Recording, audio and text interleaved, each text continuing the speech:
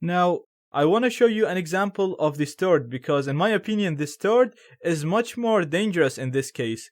The reason being is you don't have to send anything. The code will actually be executed in the stored page. Now, these are just old codes that I have injected.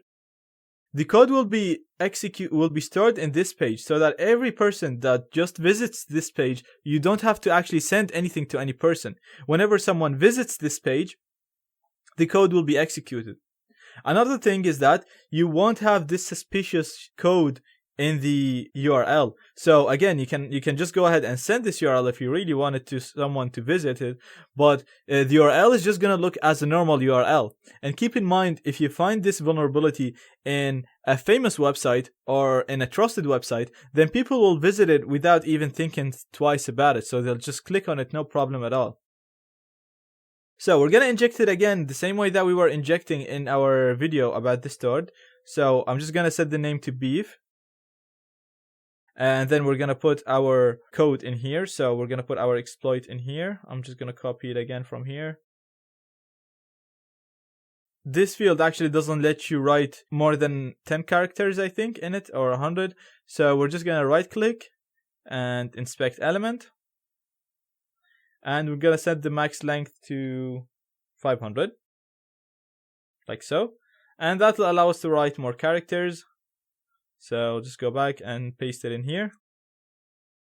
And we're ready to go. I'm going to sign the guest book.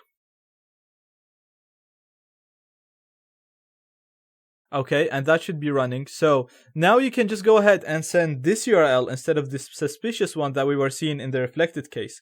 So you can literally just send this URL to anybody that you want your code to run on their computer. And once they click it, you'll get them hooked to BeEF.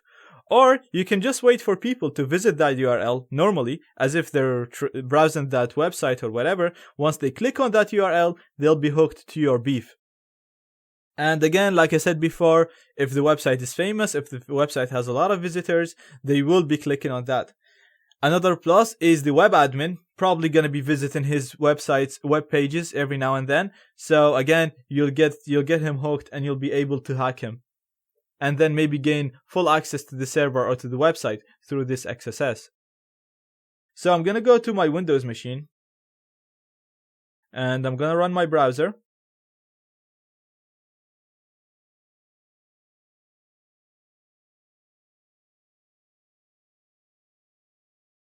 And I'm going to go to the DVWA and I'm just going to pretend I'm a normal user. So, and we're going to go to DVWA, login. So I'm just going to go on the security and I'm going to set it to low because on high and nothing's going to work. And note this now, I'm going to just click on the XSS stored. So I'm just pretending to be a normal person browsing through web pages, and I'm gonna just come across a web page that is vulnerable to a stored XSS, or it could be the web admin as well. Just clicking on my own page, and we can see these are just the old exploits, the old XSSs, and now this browser should be hooked without even clicking on anything suspicious. Again, you can see this is normal. They didn't really receive anything or anybody asking them to click on anything. But if we go to our BeEF here, you'll see that we have a Windows machine. So this is my Linux machine.